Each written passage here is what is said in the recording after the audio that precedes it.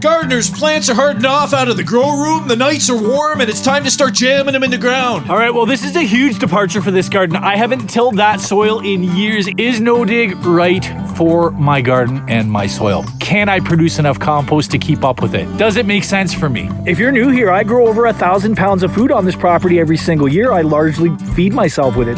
-1, like I give a shit about -1. Shut the front door. But I'm super, super stoked to start getting stuff in the ground. Look at that craftsmanship. The vast majority of these are from Homestead seeds. They're varieties that I grow every single year that are delicious and tasty and tangy and sweet and beautiful. We got tomatoes in the ground. Check it out.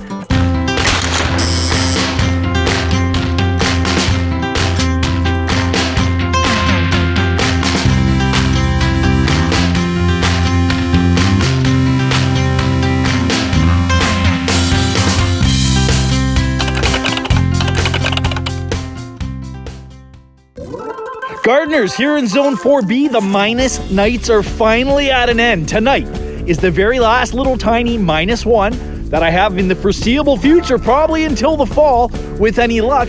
So my first early brassicas are going in, Swiss chard, lettuces, all kinds of stuff that can take a little cold if it gets it. I'll cover them over tonight, but I'm super, super stoked to start getting stuff in the ground. Look at these little beauties. There's kale and cabbages and broccoli, and I'm even gonna tempt the fates with some cauliflowers. There's Chinese cabbage in there. There's rapini. There's all kind of good stuff. Over here, I've got different cabbages. I've got a bunch of pak choi going in, tons of Swiss chard coming in. I've even got a few onions. I'm actually gonna be putting in a bunch of sets, more Swiss chard, and then a frickin' tray of lettuce. And I even already started a bunch of mustard greens, which self-seed very readily in my garden, but some of these varieties don't do it that well, so I'm even getting them going.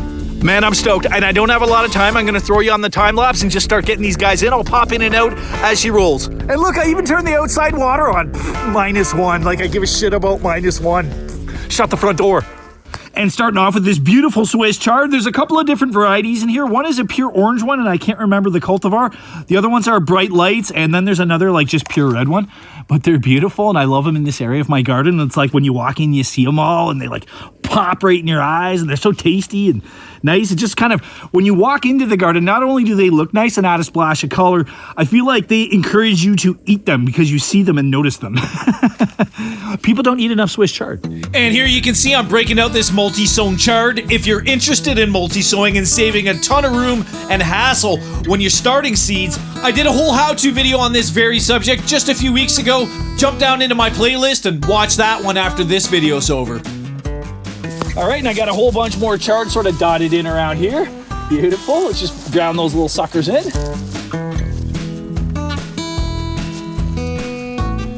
All right, moving on to kale and lettuce. I'm gonna start filling up that whole big shelf with all kind of good stuff.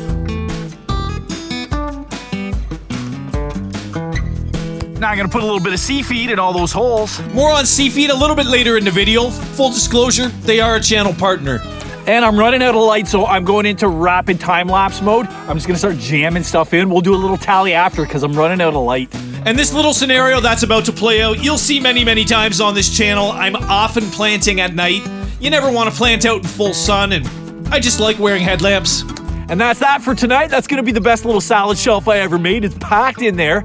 Those guys are all watered in, snug as bugs and rugs. As soon as I get that row cover over, it is gonna be really cold tonight. I got -1. So most of them would survive anyway. I'm not sure about the lettuce. I'm gonna make sure they don't freeze. And yeah, getting stoked, man. Look, my hands are dirty. First time all year outdoors. And when you know there's a frost coming, it's really important to cover baby plants that have just been transplanted. But just before we get to all the transplanting you're about to see, I want to give you an idea of all the work it takes to prep the garden before you can even start thinking about transplants. And I also want to show you all the direct sowing that I do here. A lot of the crops grown directly from seed here get planted much, much earlier in the season, like the hundreds of snow peas you see going in right now. Ah, they're so tasty, I love them. But direct sowing seeds is easy compared to all the work it takes to prep beds for transplants. Even though I largely practice the no-dig method of gardening here, there's a ton of work to do before you can get anything in the soil. And that includes direct sowing, but like for example, these onions that I'm putting in right now. They're not actually super picky about conditions, but you can set them up for success.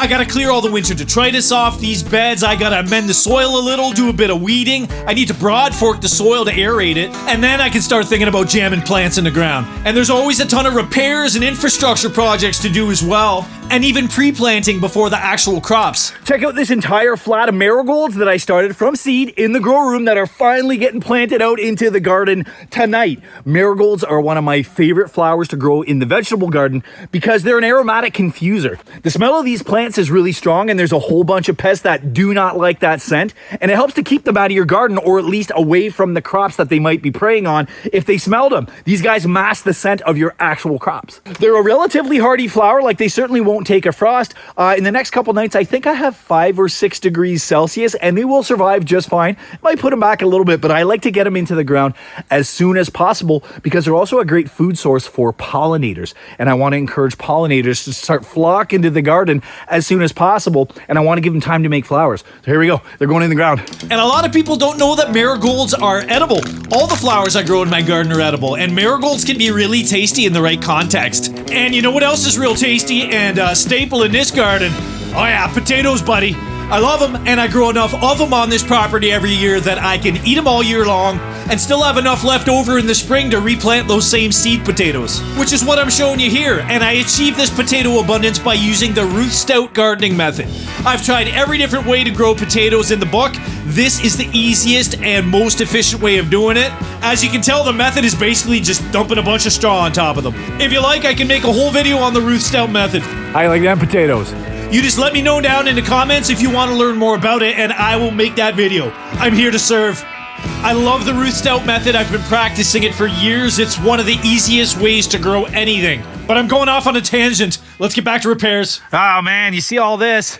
I still haven't dealt with it, and I'm not even sure the last time I checked in on the fence repairs project from the ice storm, but all my trellising needs to get some of it replaced entirely, some of it shored up, repaired, etc. I'm doing a whole section of fence and actually repairing most of the fence, but I've been really busy in here, man. I've been pulling all the mulch off and solarizing the soil, warming that soil temperature to receive transplants. I've been direct sowing a ton of stuff, and I gotta really start hammering here. It's been cold. The nights have been cold. I'm 2 weeks behind where I normally have transplants in the ground right now, or almost 10 days behind. So that's kind of a big deal at the end of the season. So I really need to move my ass. I really need to get this trellising up. I need to start finishing all my repairs, and I've already got plants hardening off. That stuff that's getting hardened off is going in the soil soon, and I have way more direct sowing to do. Let's rock. Hey, look, there's rich, beautiful soil under there. Pulled all the mulch off. It's gonna get a bunch more, but I gotta build up this trellis. I don't have time for it today. First thing I'm gonna do is start repairing that one, and one over there, and another one over there. And I think probably what's gonna happen is once the soil warms enough, it's really only gonna take a few days because the nighttime temperatures are coming up. I'm just gonna have to put them in the ground and build around it. And I don't like doing that because, you know, you risk the plants a little bit. But hey, man, you do what you gotta do. They gotta go in the ground soon. I don't know if I have time to get it up, but I'm real happy to see this. Everything's looking great. All right, so I didn't end up repairing that trellis at all, but I will soon. I'm gonna end up having to do it the hard way as usual. Stuff's always getting wrecked in a big garden like this. You just get used to it. Well, this freaking sucks. So this broad fork, which is 2 years old, was kind of flimsy. Honestly, it's all I could find in town at my little home hardware. Has broken, and I'm up Schitt's Creek. I actually don't have another one to continue aerating my soil, loosening my soil, and I'm gonna have to fuck around now for like who knows how long trying to. I have some old heads that are like really good old iron shit kickers, you know, but like very difficult to retrofit on a thing like this, and I'm doing it now, so let me figure it out. I don't know what's happening. It might not get broad forked is probably what's gonna happen. Well, this sucks. This is the only solution I have at hand. Plants are going in the ground. I gotta get her done. A shovel is far more disruptive to the soil than a broad fork is. Far more disruptive anyway than I want to be. If you're new here, I practice largely no-dig gardening, the no-dig method of gardening, where I don't disturb the soil very much at all. I try to avoid it. So I gotta get this done. I'm gonna have to use this shovel, and I'm not super happy about it. I might not go as deep as I might normally with the broad fork. because I need to aerate that soil a little bit. Microbial activity explodes when you get a little bit of air into the soil, and that really helps your plants. That's a subject for a whole different video, but I gotta get into it now. Here we go. And honestly, I really did not like having to do this with the shovel, but I'll tell you this, having to do it this way flipped a switch in my brain. I'll explain it later in the video. And now it's time for amendments. I make a ton of homemade compost here, but I didn't make enough this year, so I'm gonna be supercharging my soil with this. This is called Seed Feed. They are a channel partner, full disclosure. They've been a channel partner over on my Instagram for a few years now, and I've thoroughly tested this stuff in my garden, and I feel very confident literally just putting it in the soil. I was doing it in little test batches for a couple of years. Since they've been a channel partner, I've had amazing results with it. I'm not trying to hawk it to you. I'm not even putting an affiliate link up or anything like that. It's just good stuff. It's very low NPK. It's a very balanced little guy. 1.4, 0.5, 1.9. And you think of it as kind of a slow release. It's not even a fertilizer. It's more of a plant nutrition. It's made from seaweed that comes from the east coast of Canada here. It's sustainably harvested, certified organic.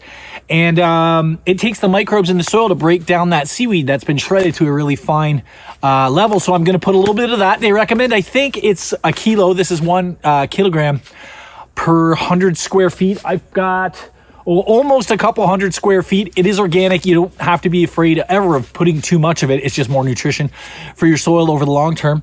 And there's going to be a ton of microbial activity to break this down because I just aerated the soil more than I have in years. So here we go. Seed feed's going in. Then I'm going to throw on some compost. Then the plants are going to go in, and then I'm going to mulch it. It's a lot of work.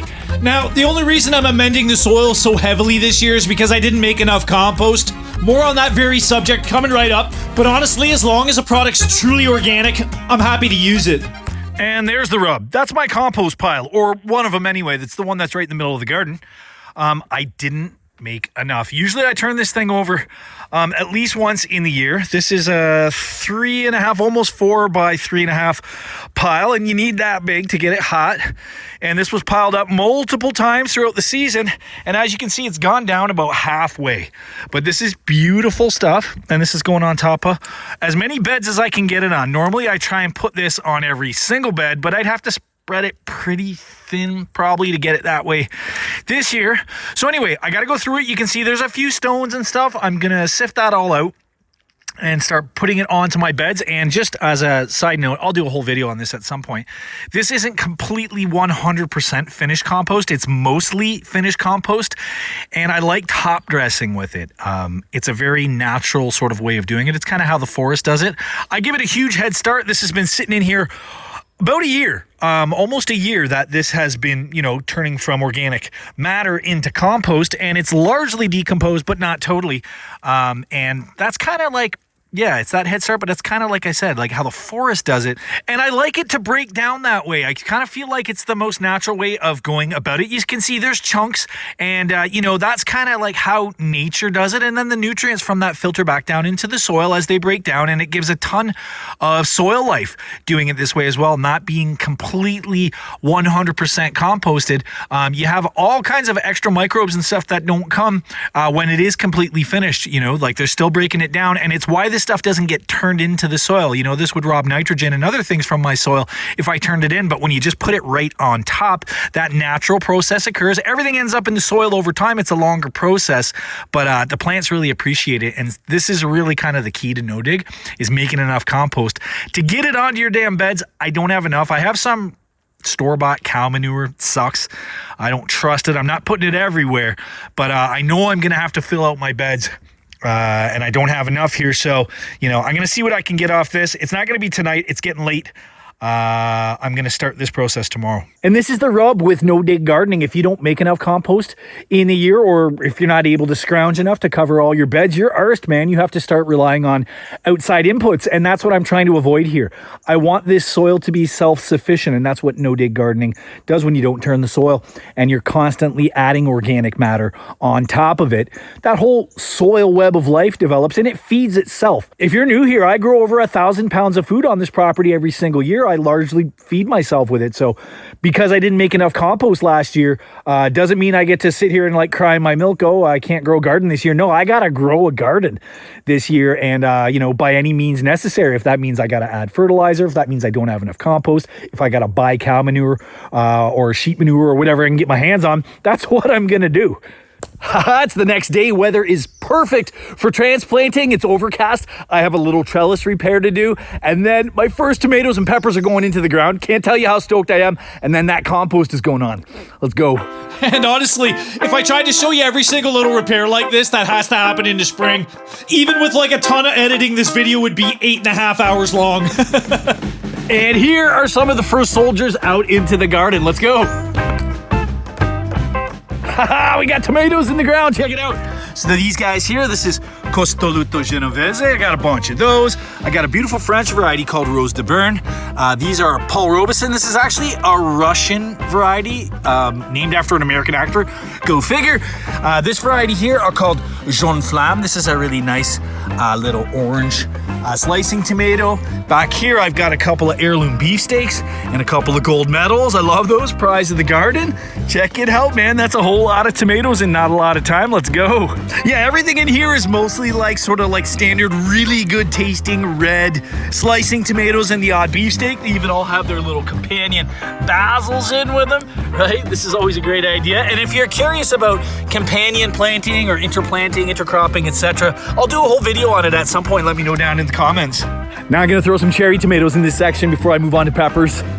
This little bit right here is my cherry tomato section, or one of them. There's cherry tomatoes dotted all over the garden, but this is a really centrally located little position where I plant tons and tons of them of all shapes, all sizes, etc., where you can just come and grab them while you're making a salad or a little pan sauce or something, and there's gonna be like a freaking million of them here. Like there's a whole flat of cherries going in. I love cherry tomatoes so much. They're so sweet and tasty and easy to use, and they grow fast. Like you can't beat them. Haha, now we're talking peppers. And I'm growing some really special and interesting varieties this year. Shout out Pepper Merchant for sending me the seeds. The vast majority of these are from Home Save Seeds. They're varieties that I grow every single year that are delicious and tasty and tangy and sweet and beautiful.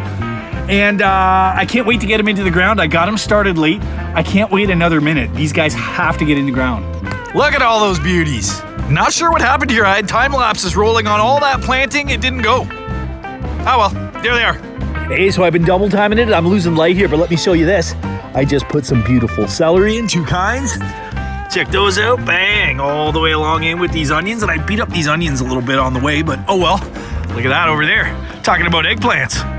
Am I right? Every single thing you're seeing here started from seed. Those guys were started literally in February. Look how big they are now. They started like the size of my little pinky nail, man. And I really need to get a bug net on. They're getting bad, man. Mosquitoes especially. And quick note on compost here, it's gonna have to wait. I'm gonna get the plants into the ground. I'm going away for a couple of days. Worst case, I can always put it on after, no big deal, for the mulch for like a few days. The plants just gotta get in the ground. And do you remember earlier on where I was telling you about that switch that flipped in my brain? Well, what you're seeing here is that exact moment where I finally decided to till my soil, which for years has been pretty much an unthinkable idea since I committed to no dig in here. Woo. All right, well, this is a huge departure for this garden. I haven't tilled that soil in years and years like that. I inherited this weird, like, medieval torture-looking hand tiller thing last year. I've never used it. I just tried it out on those beds because my broad fork died. I didn't till the other beds, but I did, sort of like broad fork them with a shovel. Put it that way. I didn't turn it over.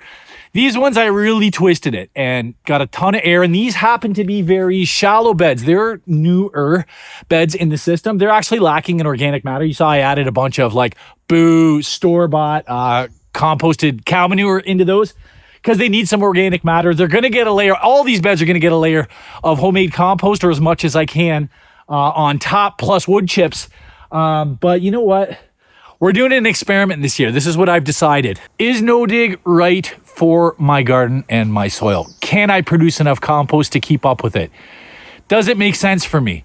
We're gonna see how a couple of these beds that I'm like tilling, with that weird little thing, we're gonna see how they perform compared to the others, and maybe I'll make a decision at the end of the year and do some planning for next spring.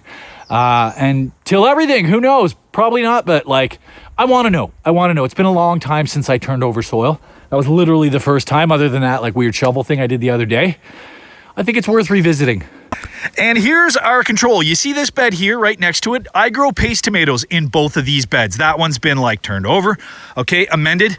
This bed here is gonna get the exact same amendments, and I'm not gonna till the soil, and I'm gonna plant some of the exact same cultivar of tomatoes in both and just see who does better. They get the same amount of sun. They're gonna get the same amendments. The only difference is gonna be that turn soil, that oxygenation of the soil and the disturbance of the soil life. Like when you do this, man, you hit worms and you're wrecking things in there, man, no matter how gently you do it. It's just not the same. So let's see what's happening. This guy is a good bed for this control. You can see I'm growing mushrooms in here, and I've got a heavy layer of wood chips on top, and there's even more being added because I want to keep that mycelium going. I want to keep growing those wine caps. But yeah, this guy's not getting turned over. This trellis needs major repairs after the ice storm. I'm going to try and get to that today, but let's see what happens. No dig, same tomatoes. Who can say? All right, took a little break, let the sun go down, and now I can start transplanting. You never want to transplant in full sun, but these beds here are prepped. I've got a bunch more beds to do. I'm not sure what I'm doing about this trellis. That's the issue. This particular tomato bed had a giant trellis built on it, which got knocked over by the ice storm, which I think you saw. So I think I'm just gonna have to put the plants in and build the trellis around it later, or maybe just do stakes this year. I'll figure it out, but either way, they're going in. And so are all these peppers. And I always give a lot of extra time and special attention when I'm planting tomatoes and peppers in this garden. Here in Zone 4B in Canada, it's not exactly an ideal climate for these crops, but our summers have been getting hotter and hotter with climate change, and we manage. And hey, how you like them tomatoes? This is my favorite canning variety for salsa, and I love homemade salsa. I make a ton of it usually, but yeah, last year wasn't a great year for salsa, so this variety is called fertility. It is the best salsa tomato out there, in my opinion, and I've tried tons of them. And I think this is the most I've ever grown of them. I've got 18 plants in here. I got a few more headed over there. And I think with like 20, 25 big giant plants with big giant fruits, we're gonna be talking some salsa this year. Okay, onto those peppers. But before I do anything, I gotta get out a bug net. I'm getting killed by black flies right now. And quick note on how much I love growing peppers and eating peppers. I feel like as the years go by, I become more and more of a pepper nerd. Probably because they're challenging to grow here and they're so tasty. Hey, how you like them peppers? Quick note on the terracing that I have to do to my beds. I've had people ask this before, and if you're not coming over from my Instagram, you haven't seen my garden before. Most of the beds in my garden have some sort of, grade to them, some kind of tilt or slant. And I have to make little flat spots for the plants so that the water kind of goes down evenly and all the roots get it. Otherwise, the water just sort of all ends up at one end of the bed, right? So I've had people ask me, why are you taking so much extra time to make these weird little circles around your plants when you're planting? It's mostly for watering in for right now when the plants go in to avoid transplant shock, so they really get soaked. I can do a whole video on that if you like. Let me know down in the comments. I'll bring you in a little closer to just kind of show you what's going on. So you see there's a grade and it's flat where the plant is, and that is the case all the way along every single plant in here. And it does take a little bit of extra time, but honestly, it pays dividends. It slows that water down so much. Look at, there's still pooling going on there. On its way down, like gravity will bring it through the bed, but it slows it down so much each individual plant gets the water it needs and everybody's happy.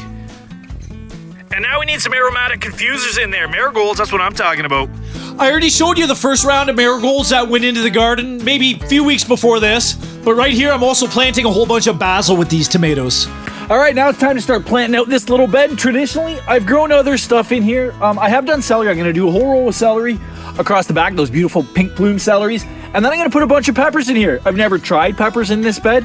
It's a new-ish bed. I've just amended the living shit out of it, so like literally with a bunch of manure and stuff. So let's give them a shot. I'm gonna put a bunch of jalapenos and 2 of these Yago chilies that are much hotter than most of the peppers I grow. But it should be a good spot. It's decent sun, and yeah, let's give it a shot. And I don't have to give you a play-by-play on every single time lapse, so give me a break. I'm allowed to breathe once in a while, okay, bud? Pretty nice looking little bed there, and I've got a bunch of extra room on this side. Look at that. I can put a couple more plants in there. I don't know what's going in there. Something good, I'll tell you that. Look at that celery army along the back. I got all these hot peppers from business. And that's awesome. That's all the peppers I started from seed are in the ground. Now I got to start looking at this giant bed up here, which is going to be tomatoes in the back, and I think some big cabbages maybe in the front. I got to amend that guy.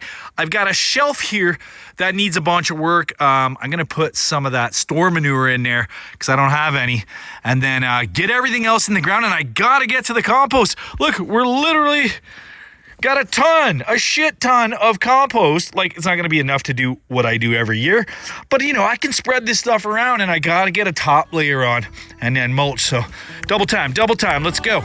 And this one here is one of the many beds in the garden this year that's not getting tilled at all. I don't want you to think I'm abandoning no dig. I believe in it. I'm just doing some experiments. All right, well, this sucks. The logs that I've got here holding that bed in place are kind of slated for replacement. I just haven't gotten around to it, and I thought I could get away with this. I might have to wait till tomorrow. I'm eyeing a little cherry tree behind my neighbor's garage. That's like the perfect size for this little project. But as you can see, while I was amending the soil with seed feed, that one just broke all on its own. Just I guess the disturbance, you know, the weight of the soil broke it. This guy's got to go. That guy, this whole strip's got to go, and the one down there. I think I have the right tree for it, but man, I'm a little scared to plant right now because, like, yeah, what if I plant stuff and it all falls in? That would suck. Anyway, I'm going to keep working on it. All right, it's the next morning. It's super bright and sunny and hot. I can't do any transplanting right now. I'm going to keep prepping beds. It's time to pull apart that compost, get that delicious gooey compost onto my beds, and get ready for planting tonight. Let's have a close-up look at this delicious, nutritious, gooey goodness. Now, as I was saying before, this isn't completely finished. A lot of it's mostly finished, but this is why it makes such a great mulch on top, right? You're getting all those nutrients coming, tons of microbial activity, fungal activity even, and it's why it doesn't get turned into the soil. Without going into like the nerdy science of it, you don't want to turn unfinished compost into your soil, but again, awesome mulch. Tons of nutrients coming out of it, so much soil life being added over time. Let's get it on. And as much as it's a huge chore to be adding all this compost onto all the beds every single year in no-dig gardening, I love doing it. It's so good for the soil. Oh yeah, laying it on thick this year, mama. Check it out. So there's probably almost 2 inches of compost on top of the soil here. Check that out. That's a good layer, man. That's more than I normally put, but this bed has been deficient, and that's gonna obviously like act as an amazing mulch, help me to retain moisture, keep weeds down, and so many other benefits. I'm not gonna go into the whole nerdy no-dig thing right now, but I'm feeling real good about that bed. Now, this issue, I can't take it right up to the edge. You see, I left a little spot blank is because, again, that's getting replaced. I gotta get that tree. I don't know if I'm gonna get to that before I have to split for a few days, but I'm just gonna be conservative, leave it back, get in what I gotta get in here, and then that guy will get replaced like at some point soon. And hey, while I'm on compost, I'm going to start covering the other beds that I've already planted out, and maybe even some that I've direct sowed, etc. It's way too hot for transplanting, like I said. My soil's getting the shit beat out of it in this sun. I might as well get on it. And this whole next segment here is more compost. I want you to think about the time and effort it takes, not only just to make the compost itself, like literally over a year just to make that one bin full of compost, right? Never mind all the time it takes to actually cover the beds and mulch them and keep all the weeds down and add all that nutrition. It's a freaking slog, man. And while admittedly it is a lot easier than having to till every single bed in this garden, it's a giant garden, it's not nothing. And even Charles Dowding himself, the modern father of no-dig gardening, the guy that promotes it endlessly and does it very successfully in his giant market garden, admits that the whole idea was born out of a desire to save time and energy. And while I totally agree with all the benefits that it purports, and I totally agree that it's less disruptive to the soil life, etc., and that it holds weeds down in a completely natural way, and that you retain more moisture, and that there's so many benefits that I don't even have time to list right now, but I've often wondered if saving time and energy ought to even be included in that long list of benefits. Now, I've been practicing no-dig gardening for long enough that I think I have a pretty good perspective on this. And I think it's important food for thought if you're considering no-dig. All right, the sun is down and there's no time to waste. I'm splitting town tonight for like a bunch of days. I got to get my watering system up. I got to get the rest of these plants in. I got to direct sow some seeds. Let's do it. And I almost forgot, I gotta put up a whole section of fence over there. There's deer around, and I'm gone for a few days, and honestly, they could clean out this entire garden in a matter of hours. I have to at least block the back area, the big opening. So I gotta get that done before I go too. God damn it, something is wrong with my time lapses. I set one up, a really nice looking shot, while I was planting all these beauties. Look at that back row. Tomatoes for days, buddy. Oh yeah, I got tomatoes in. We're putting in cabbages. Good things are happening. No dig is happening. We're growing clean organic food right out of our own backyard, and that's how you're supposed to do it, friend. Quick pan of that. This space is all gonna get filled in eventually. You see all those? Gonna put all kind of stuff, but like that's a wall of delicious tomatoes right there with some cabbage friends. Beautiful, those are in, and now you see that little soil shelf right there. Well, last year, if you're not coming over from my Instagram, you won't know this, but if you were following on my Instagram, you'll remember I had a giant groundhog problem here, and he dug all this back part of the garden apart. I had to rebuild that, and that's where my pickling cucumbers are about to go. I'm going to put them in from seed. The soil is nice and warm now. They'll go good, and cukes always go better from seed. You can ask anybody pretty much. So I'm going to put a few back there, and I want to zoom in and show you that just behind there, you see all the peas that I already have growing up the back side of that. They were a little slow to come. I expected them to be taller already. So this particular strategy has a lot to do with the timing of the plants, right? So you want those peas to be up and producing when those little cucumbers are still small. And then, I would rip those peas out or, anyway, at least harvest them. And then the cukes are going to come up the front. Now, if these cukes go nuts and outpace them, I'm going to be in trouble. But since my back fence is down where I normally grow cucumbers, this is my option. The timing's got to work out. I've done it this way before, right in this spot. So hopefully the plants cooperate. Let's get them in the ground. And I'm doing 3 different varieties of pickling cukes. I've had success with all of them. These are home saved right here from last year's crop, which did pretty damn good. So, I just dropped a bunch, but I'm gonna throw some of those right here. Okay, there's a couple of those. I'm gonna throw some here, and I'm gonna throw some out this way. And the basement boy is helping. What a good helper. All right. And we're gonna do kind of a fun cuke race here. I'm not sure what's gonna happen. I'm not even gonna label them. I'm just like literally chucking seeds in, and whoever comes up first wins. They're all great varieties for cukes, but I wanna hedge my bets because I'm not gonna be here to water them, etc. over the next little while. I'm going away. So I'm gonna put a bunch of extra like that. Okay. Actually, that guy can go way over there. Get down here, buddy. Okay, I'll push him down. And we'll just see who wins. If you're curious, these are Wisconsin SMR, great pickling cucumbers, and then I've got another one here called Chicago, which is a good one. So let's just see who wins. This ought to be kind of a fun experiment. Buddy, stop chomping my peppers, man. I just put those in. Here, move, get out of here. Dude, you broke this pepper. Don't be an asshole. Stay. All right, gonna water these little suckers in. And I highly doubt they're gonna pop before I get back. I'm only going away for a few days, but it's a little head start for them. And like I said, the soil is warm. I'm excited. Gotta soak them in there though. And those peas can have some water at the same time. Yes, peas. Now onto my tomato bed back here. Honestly, I don't have time to fix this trellis that was all wrecked in the ice storm.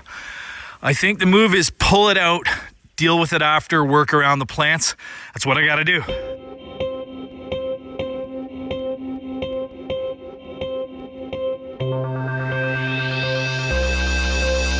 And hey, that wasn't actually too bad. It was so degraded and beat up from the ice, it was easy to take out. And you can see I've left just a few tomato stakes in place. It gives me an idea of the spacing for the rows, so it's kind of useful. They're not connected to anything else. That actually works out pretty good. And don't forget, this is the no-dig control bed, right? Which I'm gonna be comparing with the bed that I dug up beside, or that I tilled a little bit.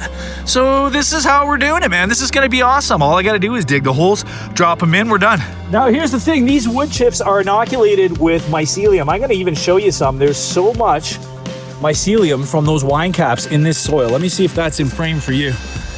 Do you see all those white strands? Well, that's mycelium. That's the organism that makes those mushrooms, and I want to keep it intact. In fact, I'm gonna add a whole bunch more wood chips to this garden, this bed, and keep them going all summer. So I'm gonna be very careful digging out spots to put in those tomatoes and try and disturb it as little as possible, because those networks are kind of going all through this bed. So I'm just gonna by hand, literally, maybe not even with a glove, just start going through and, you know, finding little spots to put those toms and try not to disturb that too much because I want a whole bunch more mushrooms out of here.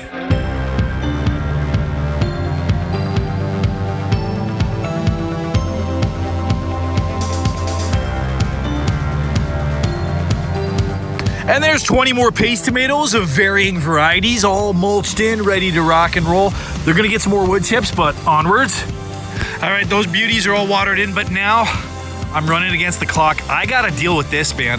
So I bought some T-post and I'm gonna jam a few in just for temporary. I'm gonna do this way better when I get back. This whole fence is getting rebuilt, but for now, to keep the deer out, I'm gonna put in those 4. I might pull some ropes or just some sticks or whatever I can to make a visual deterrent. Usually that works, as long as they think it looks scary. I've seen them walk right up to lower parts of my fence that were all weird and stuff, and they just nope it. They're just like, nah, I'm not dealing with that, so let me get that in. This is a big deal before I go.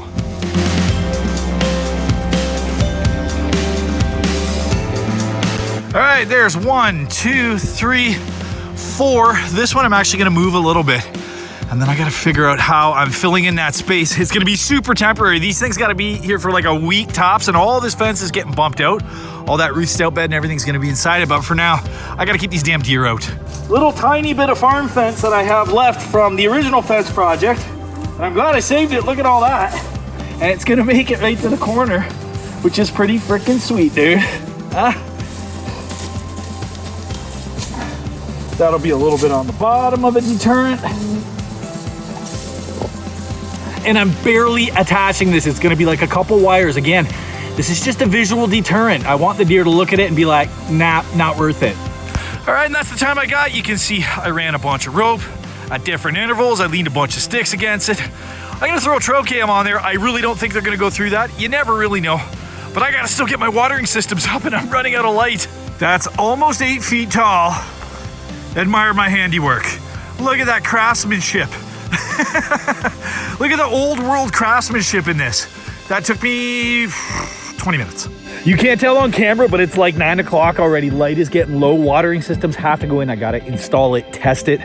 These little guys aren't gonna survive the 5 days that I'm gonna be gone. Like, there's no rain in the forecast whatsoever while I'm gone, so gotta just crush her and get her done.